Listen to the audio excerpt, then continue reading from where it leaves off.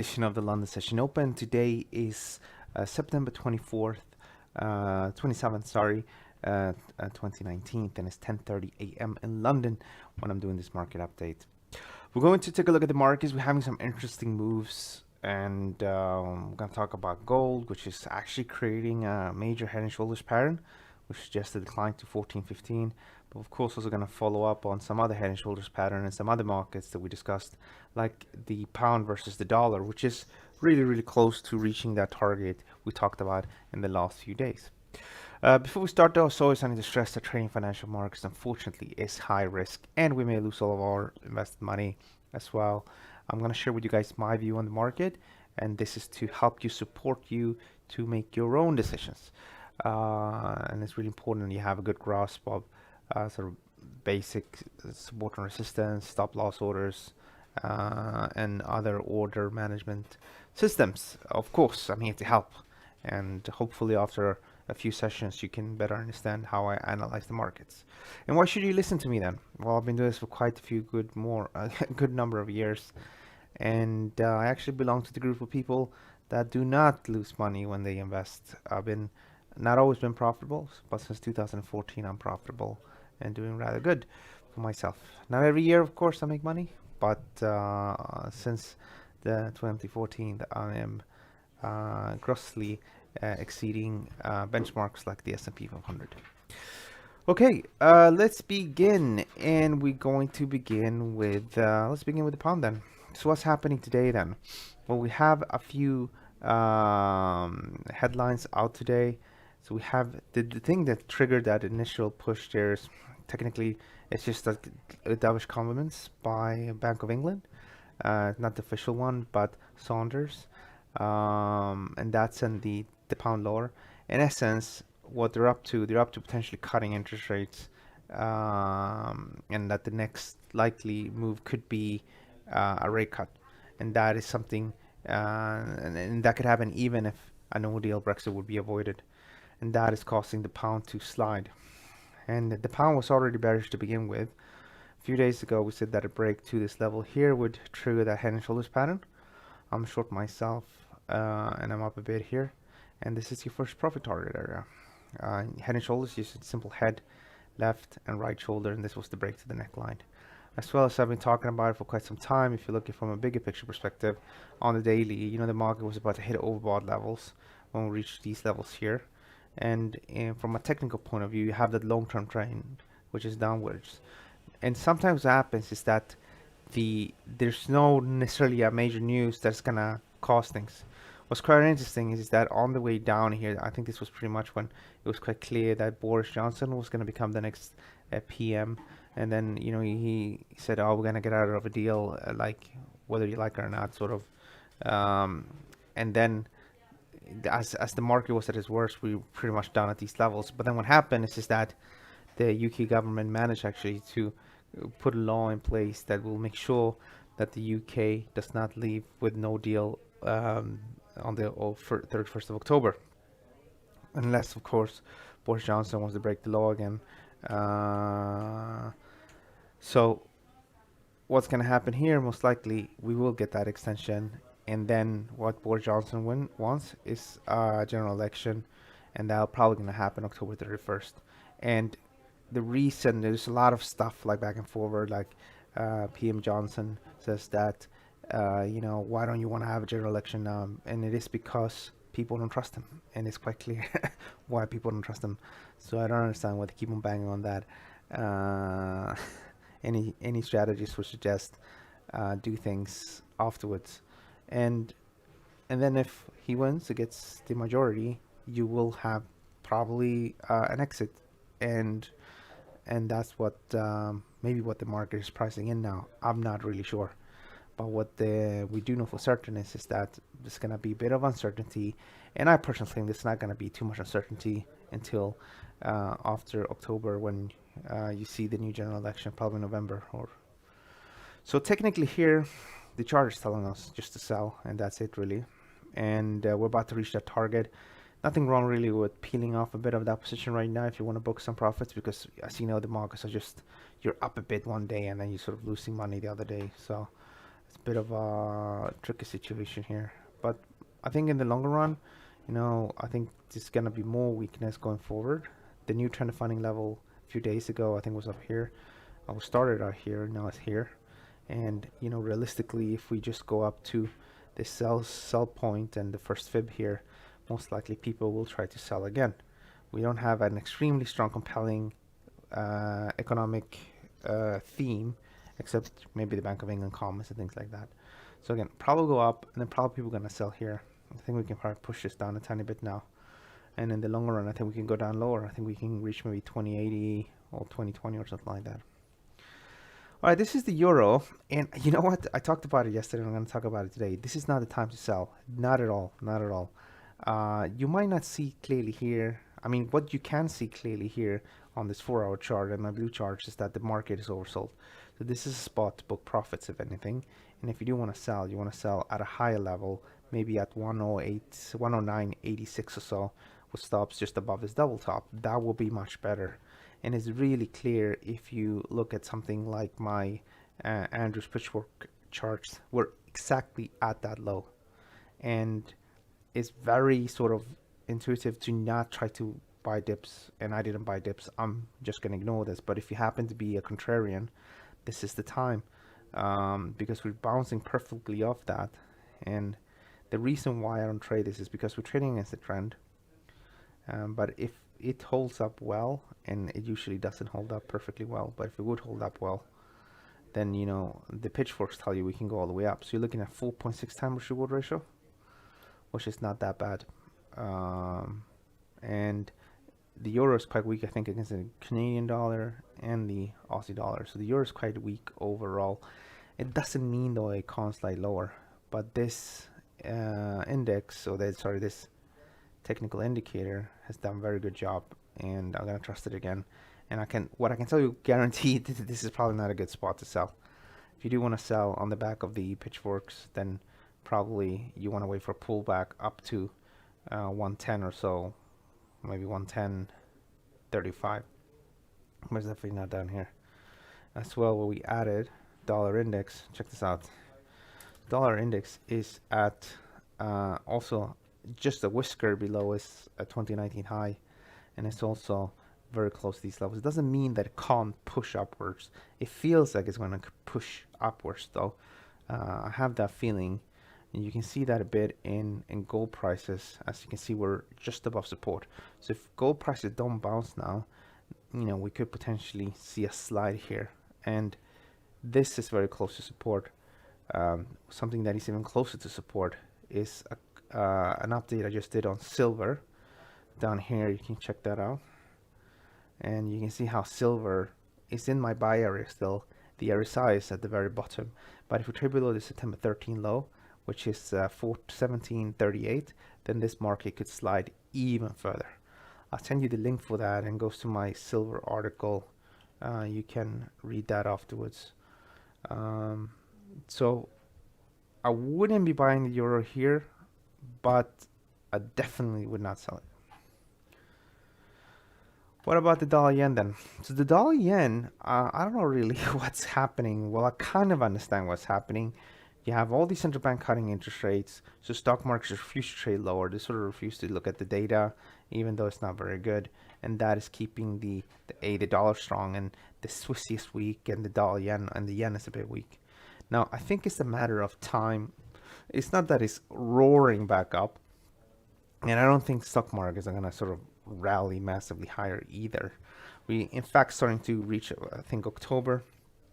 October tends to be a bad month for stocks, and that might sort of push things lower here in the dollar yen as well. And technically, I would have expected the market already to trade lower from 107.52, but it's not, and it's sort of stuck here, and there's not too much to do right now, but I'm going to remain bearish below 108.49. As we talk about it, this is the German DAX. German DAX had some good things going for it. Nice little rectangle, took out support, moved almost down to target, and now it's pushing back up again. And it's really close to 12,406. Now that is that high that defines the very short-term downtrend. You can see it much more clear here on the 1 hour how the price is bearish below that high. But the way this looks like right now, unfortunately, it looks like it's gonna go up, gonna stop people out here, go up a bit, and then it's probably gonna trade sideways. I don't really see what's gonna lift this much higher. We need to clear this high here, which is the September 20 high. And then we need to clear the July 25th high. From this point, yeah, okay, we could potentially turn much more bullish if I get rid of everything. Yeah, you see, take out these levels here, this July 1st high, then the next set of highs are here and here and here. But this could, because of the major separation here, you know, it could be, you know, very different. It was quite interesting as well. If you look at it from a weekly chart, it looks like a massive head and shoulders, with this being the head, this being the left, and this being the right shoulder. And that would suggest something rather incredible, maybe a push like this. And there's a lot of markets that look like this. It's not just the German DAX that looks like this. Now this is, you know, going against everything we know from a macro fundamental perspective. But the Swiss stock market has looked like this for a long time. The S&P 500 does not necessarily have the same. It had a similar head, left, right shoulder, but that sort of failed so many times. So it's a bit tricky. But the charts are telling us we're ready to move up higher. We just need to be tentative, see what happens. If the US and China would strike some sort of a deal, then that could change things really quickly. But I don't know if you saw the live speech that President Trump had on the back of the EU and things like that. UN, sorry. It didn't feel that he had or close to having a deal at all. You can see that by just looking at his body language. Not pay attention. That's interesting, actually. You know how body language and the way someone presents something makes very different. The words almost don't matter. However, we as traders usually have a dashboard, right? So we can see all the comments and then we react to them. But you really miss out quite a bit if you don't actually see the person live. And that's why, for example, it is important to watch the ECB rate decision live. It is important as well to see the federal rate meeting reports live. If you look at all this live, then you get a much better understanding, and really the words don't really matter at that point. It's more about how they deliver it. In the S&P 500, again, this market should really be trading lower, but it's not. And I reckon that there's a genuine risk really that we could potentially see a bit of maybe a bit of more squeeze, a bit like the German DAX. But until we trade above 3007, then there's absolutely no reason to change our bias. As for crude oil prices, we're almost closed that gap. We're not very far off. We're not really that far away. And what I did here, I just scrapped my analysis here. It's been a bit difficult for me to analyze this market properly. And the way it looks like right now, unfortunately, it looks like it's going to turn back to its old ways.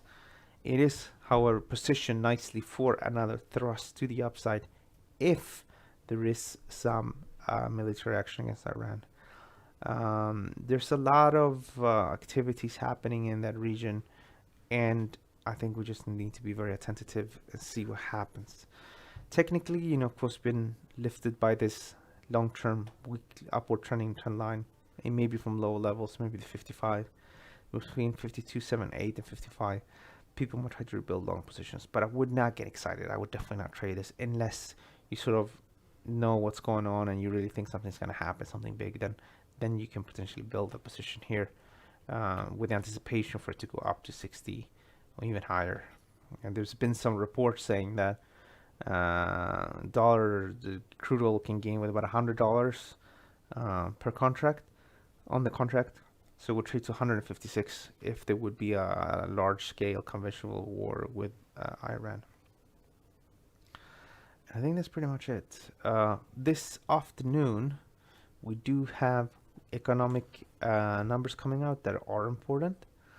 You have inflation figures. So this is the PCE, which is the Federal Reserve's preferred inflation figure, the PCE numbers. So you got the year on year, which is really weak at 1.4 and needs to be closer to 2%. But the Fed themselves, they look at core inflation, which is at 1.6, which again is rather weak. That's probably why they've been cutting interest rates, right? So you want to see how that goes. If it ticks up a bit, shows that the trend is going to go upwards, then that would alleviate the need of cutting interest rates. And then you have as well the durable goods orders, which people focus on a lot. They focus a lot on the monthly figures for some reason. There is actual durable goods orders, which we can see if we can find.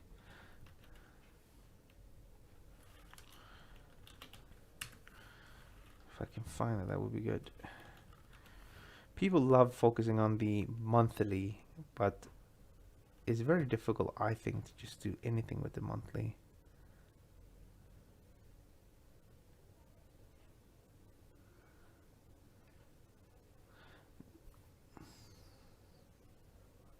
This is the inflation adjusted level durable goods source in 1992.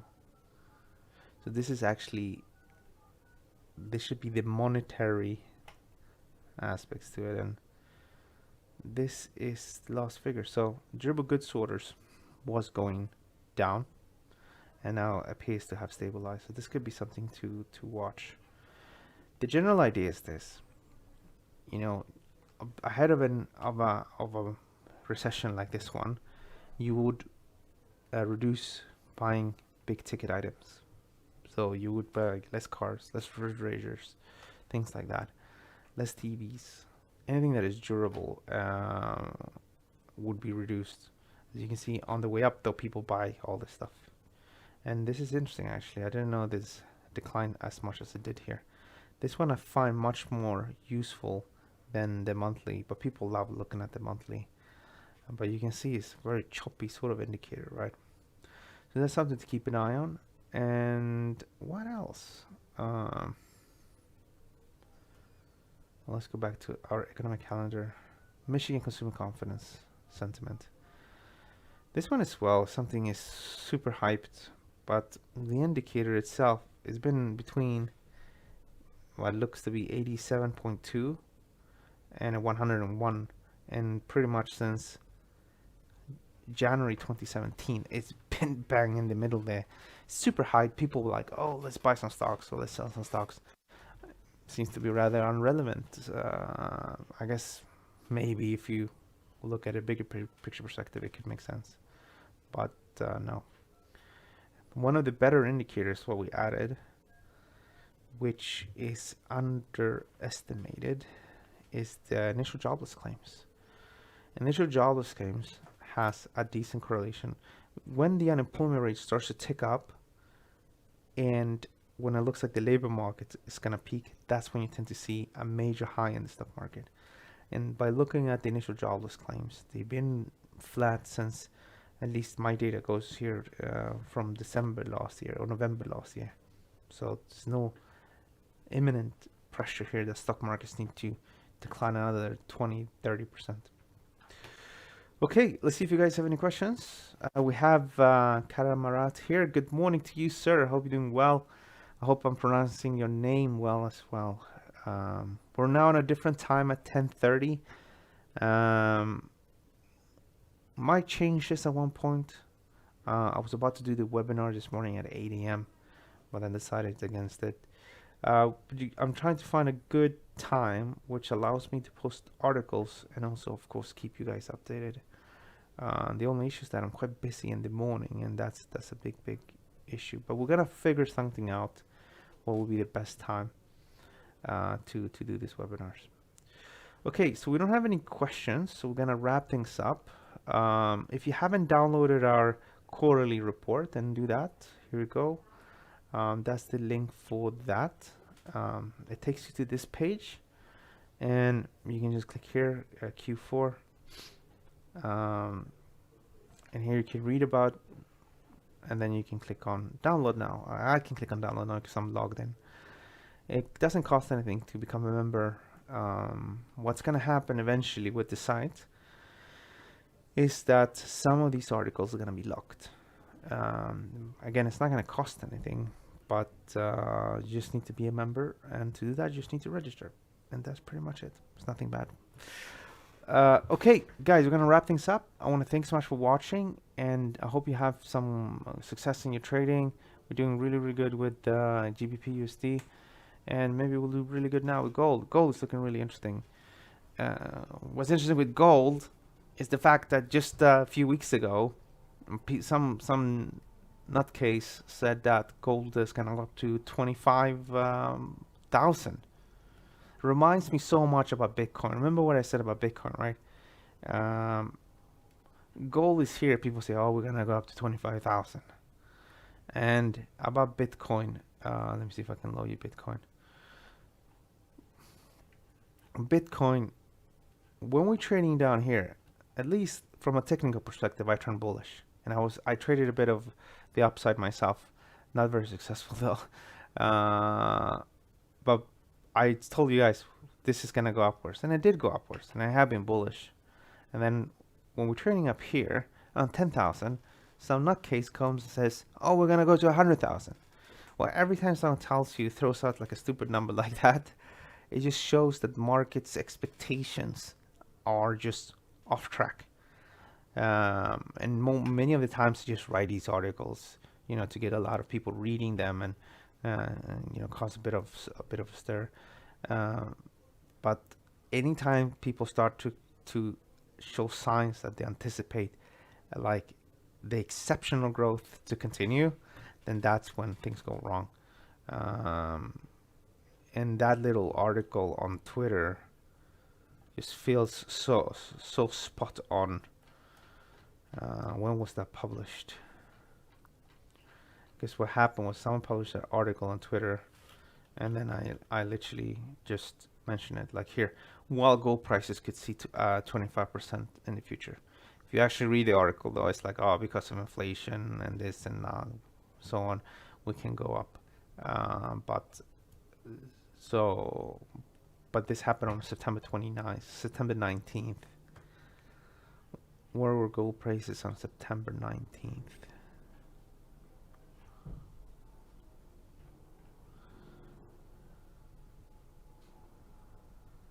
Down here. It's just before we moved upwards the last time. Alright guys, we're gonna wrap things up. I hope you like this daily market update. Don't forget to like the video, and I'll see you guys on Monday. Have a good one. Thanks you.